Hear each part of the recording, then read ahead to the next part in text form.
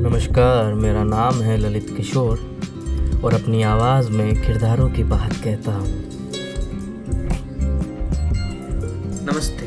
आज हम सुनेंगे हिंदी साहित्य की एक बहुत ही मार्मिक कहानी, नन्हों। शिव प्रसाद सिंह द्वारा लिखी गई ये कहानी एक ऐसी औरत के दर्द को बयां करती है जिसे जिंदगी में सिर्फ तन्हाई और टूटे हुए सपने मिले। इस कहानी के मुख्य पात्र हैं नन्हों, वह लड़की जिसके चारों ओर पूरी तरह से घूमती है। दूसरा है राम सुबक, वह नौजवान जिसे नन्हों से प्यार था पर जिसके मन में हमेशा अपराध बोध रहा। तीसरा है मिसरी लाल, नन्हों का वह अपाहिज पति जिसकी शादी से उसके जीवन में दुख भर गया। आइए सुनते हैं कहानी नन्हों।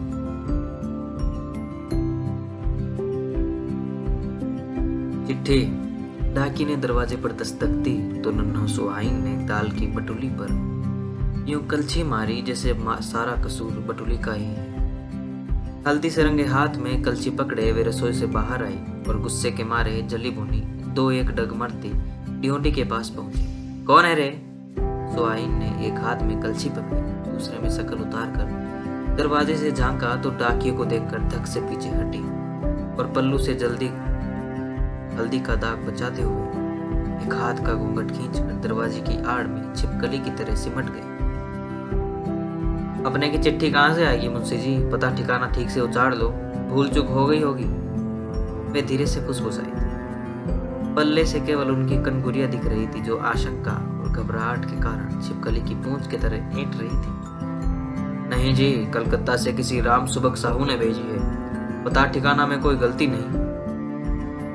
राम सुबक? अधकही बात को एक घूंघट में पीकर सुहाइन यूं देखने लगी जैसे पानी का धक्का लग गया।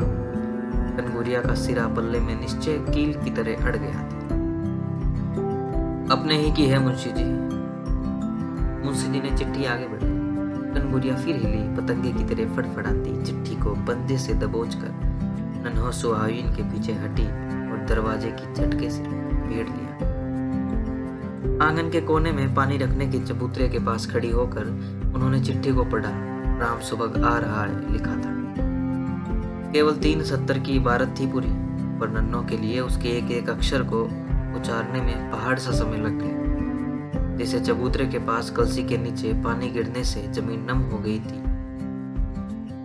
जो के बीज गिरे थे जाने कब के, इकट्ठे एक में सटे हुए उजले हरे अंकुए फूटे थे। नन्हों सुहाइन एकटक उन्हें देखती रही बड़ी देर तक।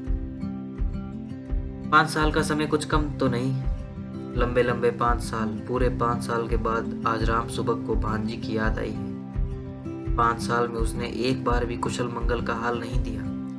एक बार भी नहीं पूछा कि भांजी जीती है कि मर गई। जब अपना ही नहीं रहा हालचाल लेने वाला तो दूसरा कौन पूछता है किसे?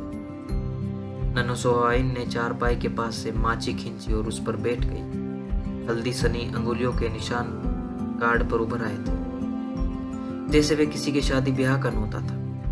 शादी ब्याह का ख्याल आते ही नन्हों सुहाइन की आंखें चलवे मछली से चिलक उठती। जाने कितनी बार सोचा है उन्होंने अपनी शादी के लिए। कई दफे सोचा उस दुखदाई बात को फिर कभी नहीं सोचूंगी जो भाग में ना था, उस पर पछतावा किया। पर औरत जो अपनी शादी पर न सोचे और एक ऐसी औरत जिसकी शादी उसकी जिंदगी का दस्तावेज बनकर आई हो। जिंदगी सिर्फ उसकी गिरे ही नहीं बनी, उसने तो नन्हों के समूचे जीवन को रेत भरी परती की तरह वीरान कर दिया था।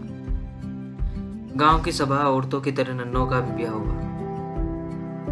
उसकी भी शादी में वही हुआ जो सभी शादियों में होता है, बाजा गाजा, हल्दी सिंदूर, भोज उत्सव, हंसी रुलाई, सब कुछ।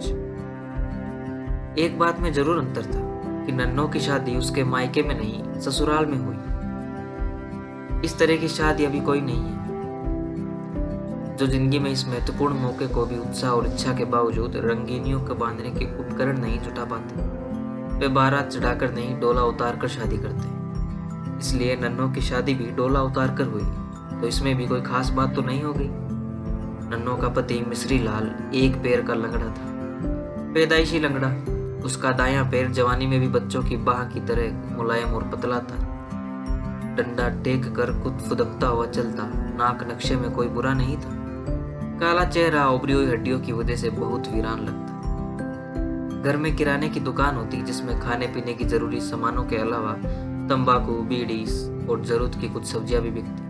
अक्सर सब्जियां बासी पड़ी रहती, क्योंकि अनाज के बराबर के भाव खरीदने वाले अच्छे गृहस्थ भी मेहमान के आने पर ही इस तरह का सौदा किया करते। मिश्री लाल की शादी पक्की हुई तो नन्हों का बाप बड़ा खुश था, क्योंकि मिश्री लाल के नाम पर जो लड़का दिखाया गया वह शक्ल में अच्छा और चाल चलन में काफी शौकीन था। लंबे लंबे उल्टे फेरे हुए बाल थे, रंग वैसे सांवला था, पर एक चिकनाई थी जो देखने में खूबसूरत लगती थी। इसलिए लड़कों वालों ने जब जोर दिया कि हमें बारात चढ़ा के शादी सहती नहीं, डोला उतारेंगे, तो थोड़ा मीन मेघ के बाद नन्हों का बाप भी तैयार हो गया, क्योंकि इसमें उसका भी कम फायदा न था, खर्चे की काफी बचत थी। डोला आया। उस दिन हल्दी तेल की सारी रस्में बतौर टोटके के पूरी की गई और उसी रात को बाजे गाजे के बीच नन्हों की शादी मिश्री लाल से हो गई। बाजों की आवाजों में हमेशा जैसी ही खुशी से भरी थी। मंडप की झंडियों में और चंदावे में हवा की खुशबू हरकते की पूर्ववत थी। भाटिनों के मंगल गीतों में राम और सीता के ब्याह की वे पवित्रता गूंज रही थी, पर नन्हों अपने हाथ भर के घूंघट के नीचे आंसुओं को सुखाने की कितनी ही कोशिश कर रही थी। इसे किसी ने न देखा। एक भारी बदसूरत पत्थर को गले में बांध वे वेदना और पीड़ा से अछोर समुद्र में उतार दी गई, जहां से उसकी सिसकियों की आवाजें भी शायद ही सुनाई पड़ती थी। कहो भौजी, बाबा ने देखा तो मुझको, पर शादी हुई मिश्री भैया की। राम सुबह ने दूसरे दिन कोने में बैठी नन्हों से मुस्कुराते हुए कहा, अपना अपना भाग है, ऐसी चांद सी बहू पाने की किस्मत मेरी कहाँ है। भौजी मजाक के लिए बनी है, पर ऐसे मजाक का भी क्या जवाब। नन्हों की आंखों से जर्जर आंसू गिरने लगे, जिन्हें वे पूरे 24 घंटे लगातार रोके हुए थी। राम सुबह बिल्कुल घबरा गया। उसने दुखी करने के लिए ही चोट की थी, पर घायल सदा पंख समेटे शिकारी के चरणों में ही नहीं गिरती। कभी कभी खून की बूंदें भी गिरती हैं और पंछी तीर को सीने में समाई उड़ जाता है। ठीक कहा लाला तुमने, अपना अपना भाग ही तो है, नन्हों ने कहा और चुपचाप पलकों से आंसू की चट्टानों की ठेलती रही। राम सुबह मिश्री लाल का ममेरा भाई, अक्सर वे यहीं रहता है। एक तो इसलिए कि उसे अपना घर पसंद न था, बाप सख्ती से काम कराता और आनाकानी की तो बूढ़े बाप के साथ दूसरे भाइयों का मिला जुला क्रोध उसके लिए बहुत भारी पड़ता। दूसरे मिश्री लाल का भी इरादा था कि वे अक्सर यहाँ आता जाता रहे, ताकि उसे दुकान के लिए सामान वगैरह खरीदवाने में आसानी पड़े। राम सुबह के लिए मिश्री लाल का घर अपना जैसा ही था। उसने मिश्री लाल की शादी की बात सुनी तो बड़ा खुश हुआ कि घर में एक औरत आई जाएगी, थोड़ा चहुल करेगी और मुरवत में अक्सर जो एक चूल्हा फूंकने का काम भी कर देना पड़ता, उससे फुर्सत मिल जाएगी। पर नन्हों को देखकर राम सुबह को लगा कि कुछ ऐसा हो गया जैसा कभी सोचा न था। नन्हों वह नहीं है जिसे मिश्री लाल की औरत के रूप में देखकर उसे कुछ अड़चन न मालूम। वह काफी विश्वास के साथ आया था नन्हों से बात करने, उसे जता देने की राम सुबह भी कुछ कम नहीं है। मिश्री लाल का बड़ा आदर मिलता है उसे, ये घर जैसे उसी के सहारे टिका हो, और वे भौजी के लिए राम सुबह सा देवर भी कहाँ मिलेगा। और शादी के पहले तो नन्हों के बाप ने भी उसे ही देखा था, पर जाने क्या है कि नन्हों की उन झुकी हुई आंखों में राम सुबह सब भूल गया। चारपाई के नीचे बिछी रंगीन सुहागी चटाई पर पैरों को हाथ में लपेटे नन्हों बैठी थी, बूढ़ी मुड़ी सी।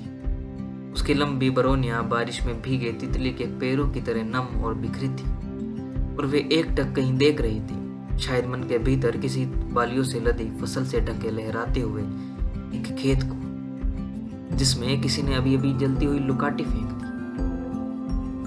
राम सुबह बड़ी देर तक वैसे ही चुप बैठा रहा।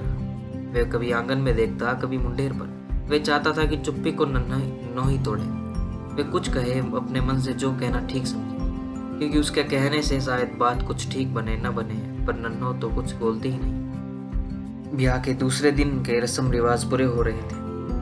कमारी डाले में अक्षत सिंदूर लेकर गांव की तमाम सतियों के चोरे पूज आई थी, और सबसे मिश्री लाल की मृत माँ की ओर वर वधू के लिए आशीर्वाद मांग आई थी।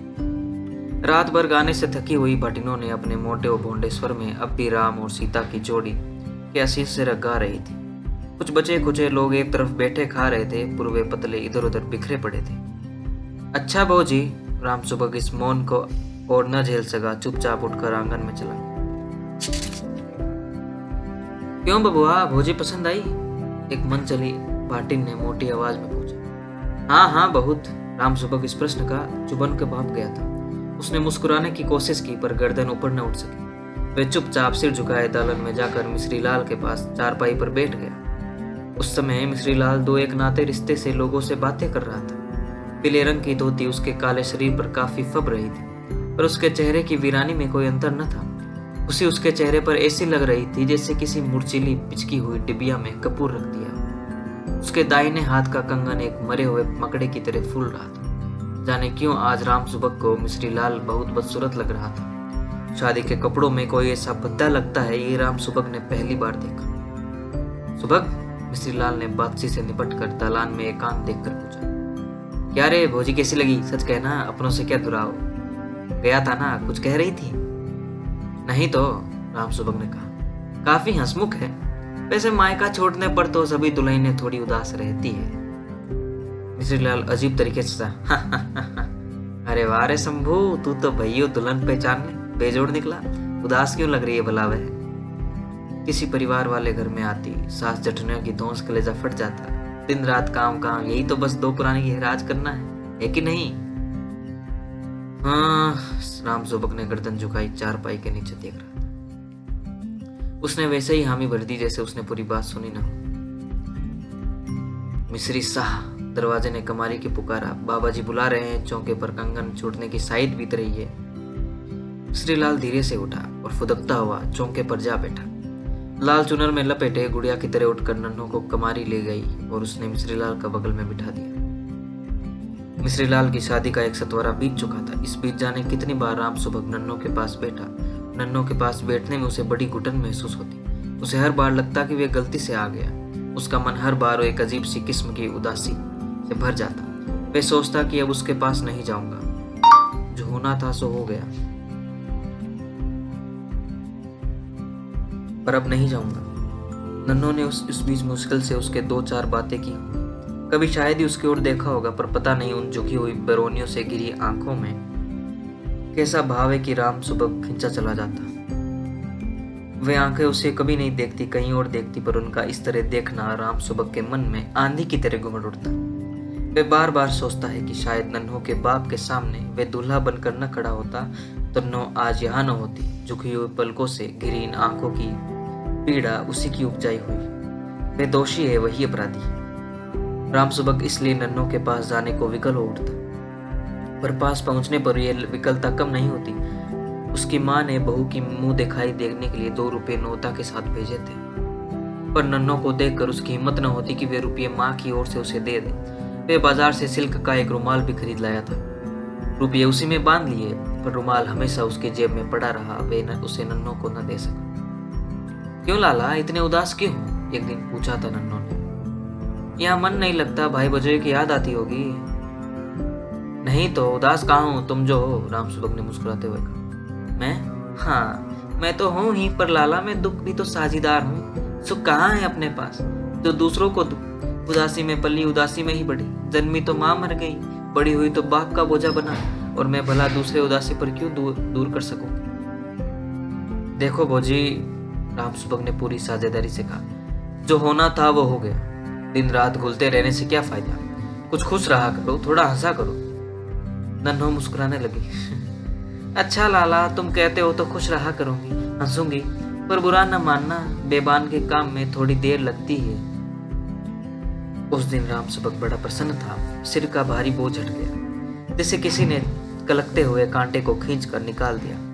नन्हों का मुस्कुराना भी अजब है। वे सोच ही रहा था, उदास रहेगी तब भी, मुस्कुराएगी तब भी, हर हालत में जाने क्या है उसके चेहरे पर जो राम सुबह का मन उचट देता है।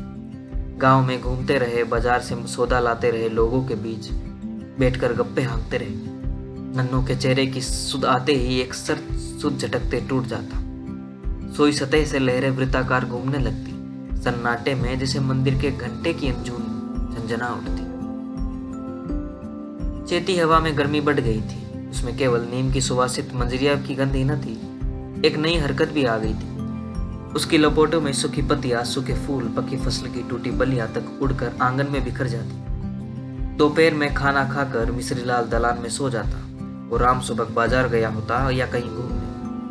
नन्हों अपने घर में अकेली बैठी सूखे पत्तों को फड़फड़ाना देखती रही। उसके आंगन के पास भी खंडर में नीम का पेड़ था। ऐसे दिनों में जब नीम हरी भरी निबोरिया से लद जाती, वे ढेर सी निबोरिया तोड़कर ले जाती। और उन्हें तोड़ तोड़ कर अपने ताजे दूध से गालों पर तरह तरह की तस्वीरें बनाती। शीशे में ठीक एपन की तरह पुतली मालूम होती।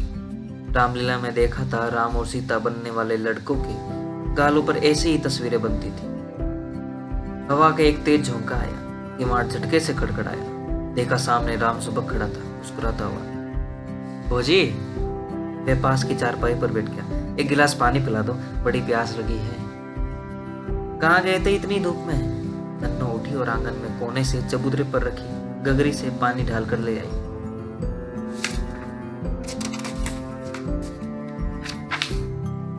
जाने क्या हो गया था उस दिन राम सुबह को कि उसने गिलास के साथ ही नन्नो की बाह को दोनों हाथों से पकड़ लिया।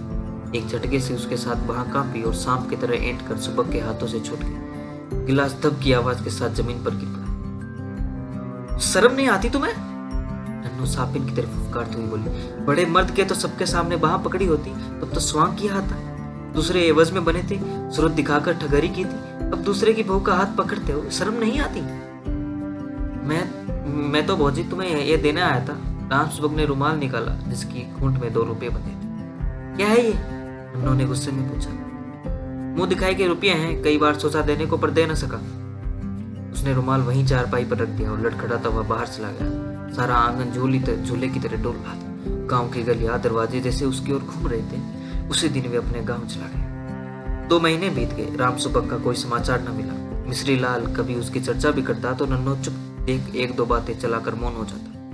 दुकान के लिए सारी जरूरी चीजें राम सुबह की खरीद कर ले आता। उसके मन में न होने से मिश्री लाल को बहुत तकलीफ होती। किसी लद्दू तट्टू या बेल वालों के सामने तो वे मंगवा लेता, पर चीजें मन माफिक नहीं मिलती। उनके साथ बाजार जाकर चीजें खरीदने में उसे काफी दिक्कत भी होती। दोपहर के वक्त जबकि सूरज सिर पर तपता हो, लू में ठंडे सहारे के टेकता, उस पानी से लथपथ किसी तरह वे घर पहुंचता।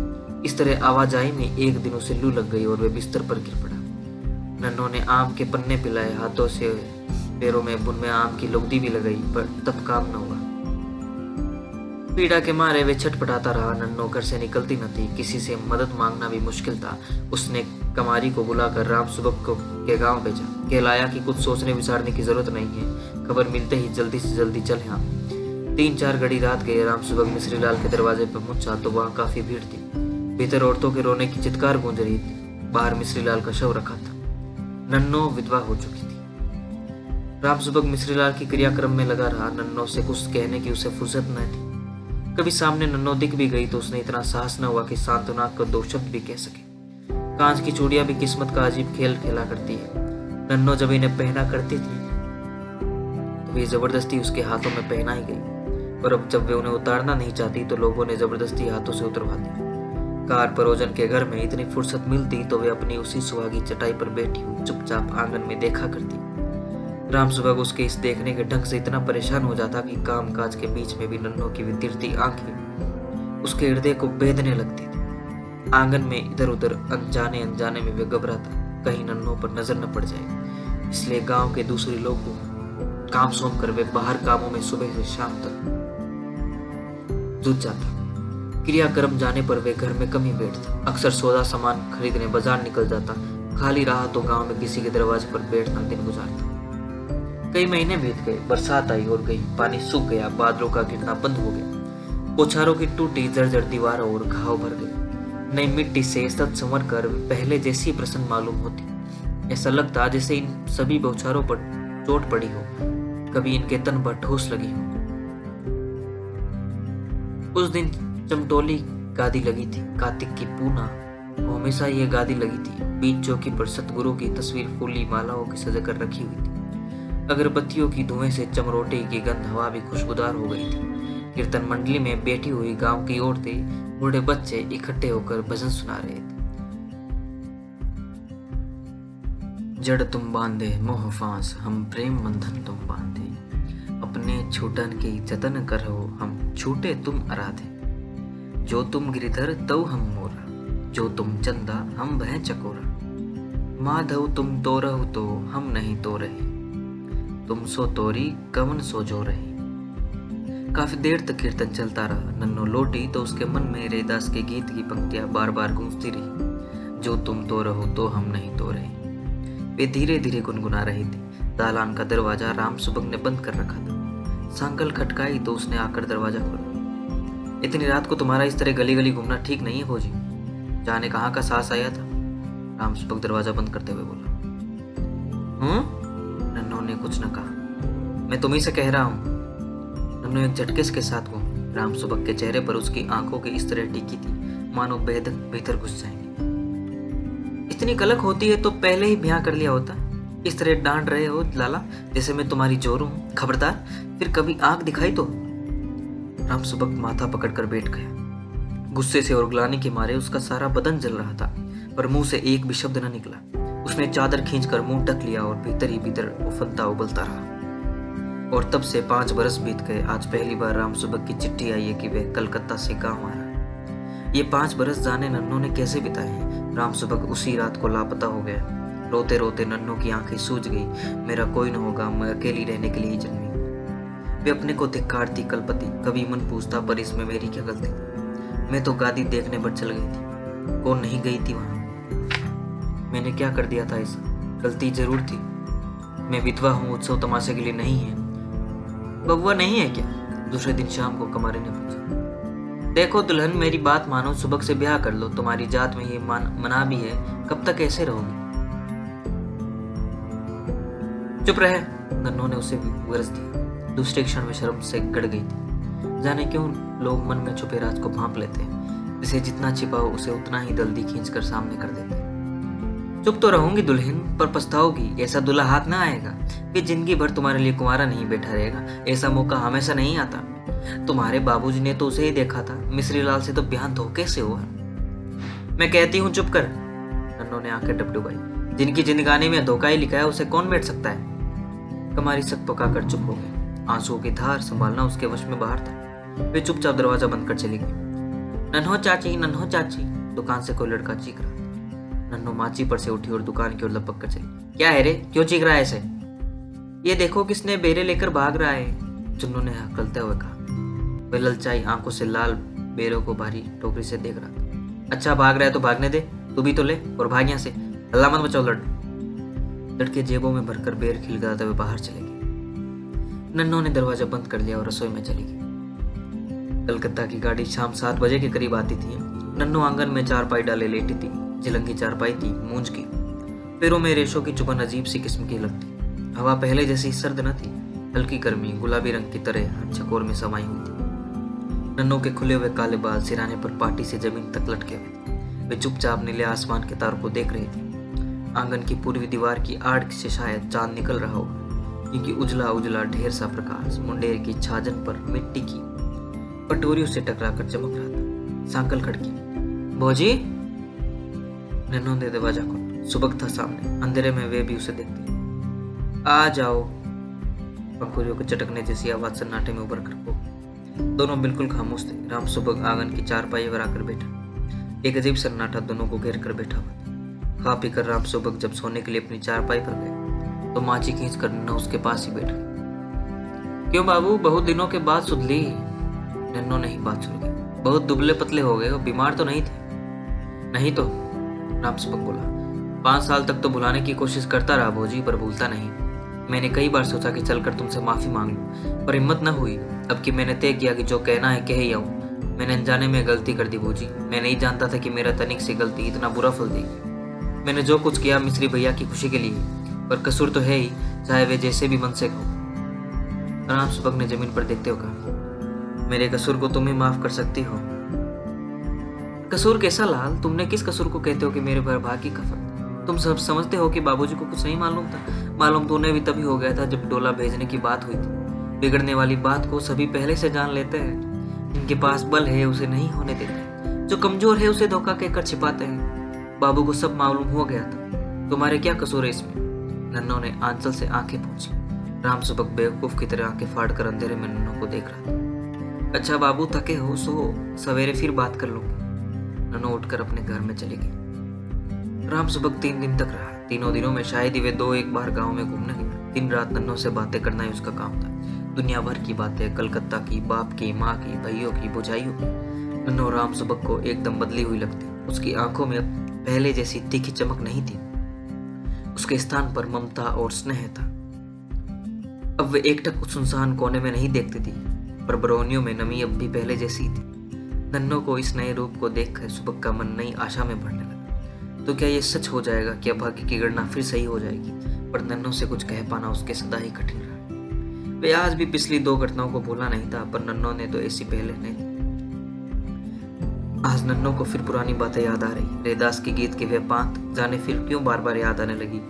जो तुम तो रहो तो हम नहीं तो रहे, तुम सो तो रही कमन सो जो रहे। वे खुश है, प्रसन्न है, पर राम सुबह को चैन नहीं। शायद चलने की बात करूं तो वे कुछ खुलकर कहेगी। इसी आशा में उस दिन सुबह ही सुबह ने कहा, भौजी अब मैं गांव जाऊंगा, आज रात वाली गाड़ी से।